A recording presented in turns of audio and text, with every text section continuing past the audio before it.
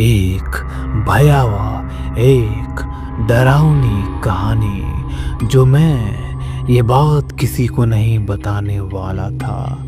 सच कहूँ तो आज भी नहीं बताना चाहता, लेकिन कुछ कहानियाँ ऐसी होती हैं जिन्हें बताना ज़रूरी होता है, वरना वो आपको अंदर से खा जाती है। ये किस्सा एक घर का है, एक पुराना ब्रिटिश बंगला जो शिमला की एक शांत सी जगह मसोबरा की पहाड़ियों में छिपा है। लोग उसे मौत का घर कहते हैं और जब तुम पूरी कहानी सुन लोगे तुम भी ऐसे ही कहोगे। पिछले साल की बात है, जुलाई का महीना था।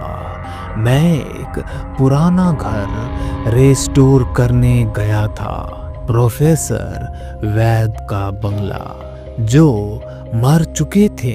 परिवार वालों ने मुझे बुलाया, कहा कि घर के अंदर जो भी पुरानी चीजें हैं उन्हें संभाल कर रिकॉर्ड कर लूं ताकि प्रॉपर्टी बेचने में आसानी हो।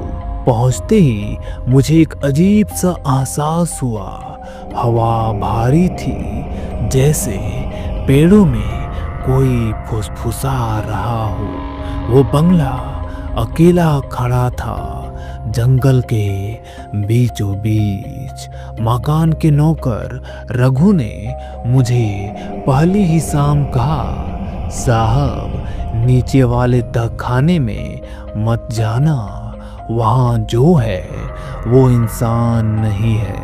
मैं हंसा, लेकिन उसके चेहरे पर जो डर था वो बनावटी नहीं था। दूसरी रात को ही अजीब घटनाएं शुरू हो गई। रात के करीब 2 बजे मैंने नीचे से कुछ आवाजें सुनी, जैसे कोई भारी चीज घसीट रहा हो। फिर फुसफुसाहटें इतनी धीमी कि शब्द समझ नहीं आते, लेकिन आवाज कानों में सीधी घुसती थी। तीसरी रात एक सपना आया, बार बार वही सपना। मैं तहखाने में खड़ा हूँ, वहाँ अंधेरा है, लेकिन मैं साफ साफ देख सकता हूँ। एक औरत खड़ी है, सिर झुकाए। उसके होंठ हिलते हैं जैसे कुछ कह रही है, लेकिन सुनाई नहीं देती। और उसकी आंखें, उनमें डर नहीं, इल्जाम था। सुबह जब उठा तो मेरे बिस्तर के पास मिट्टी के निशान थे, जैसे कोई तहखाने से निकलकर मेरे पास तक आया हो। और चौंकाने वाली बात, एक पुरानी अलमारी से मुझे प्रोफेसर की डायरी मिली।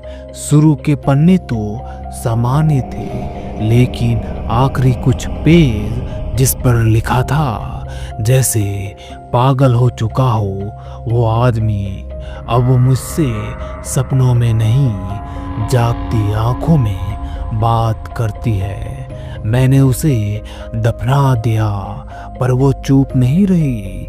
लोग कहते हैं कि वो हादसा था, लेकिन मैं जानता हूँ कि मैंने उसे वहाँ बंद कर दिया था, जिंदा तहखाने में। मैंने वो पंक्तियाँ दोबारा पढ़ी, फिर से मैं कांप गया। तहखाने का दरवाजा भारी था, ताला जंग खा चुका था, पर मैंने किसी तरह तोड़ा। नीचे अंधेरा था और हवा में सड़न नहीं, बल्कि कोई पुरानी सी महक थी, जैसे जमीन के नीचे कोई पुराना राज दफन हो। दीवारों पर उंगलियों के निशान थे, खरोच के गहरे, जैसे किसी ने बाहर निकलने की कोशिश की हो। एक टूटी चूड़ी खून से सनी कोने में पड़ी थी। मैंने धीरे से कहा, कौन हो तुम?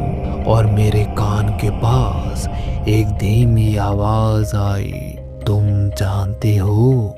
मैं भागा, लेकिन तहखाने का दरवाजा बंद हो चुका था।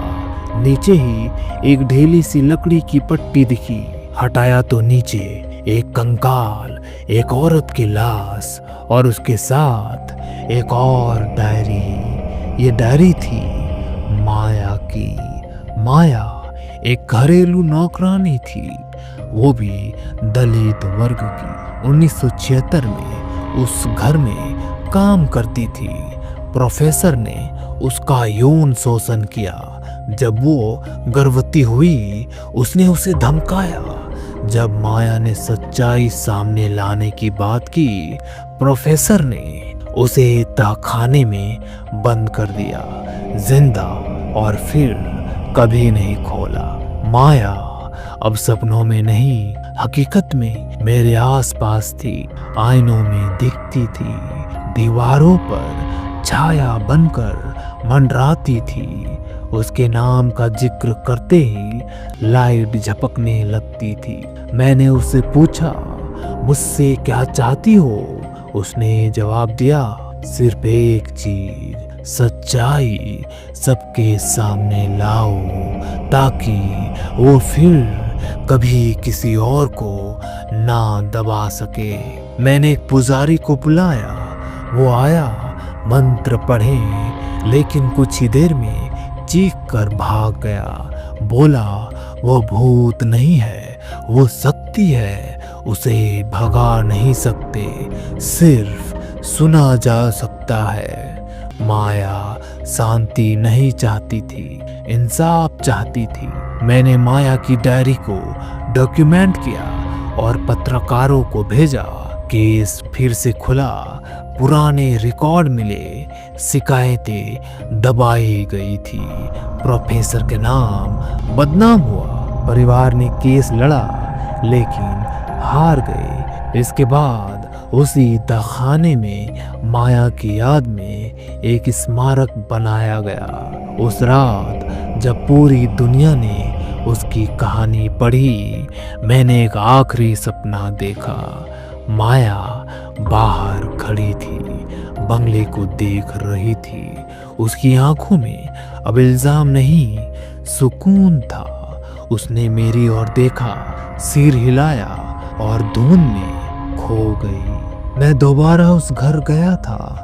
अब वो खूबसूरत रिजॉर्ट बन चुका है, लेकिन जब मैं अंदर गया, दीवारों से एक फुसफुसाहट फिर सुनाई दी। अब भी कई दफन हैं, तुमने तो सिर्फ एक को बाहर निकाला। तो दोस्तों, आज का ये मेरे द्वारा बनाई गई कहानी कैसा लगा आप सभी को? अगर आज का कहानी आप सभी को रोमांचक भरी लगी हो तो गाइस सब्सक्राइब जरूर करना। तो चलिए हम मिलते हैं अगली वीडियो में। Bye bye.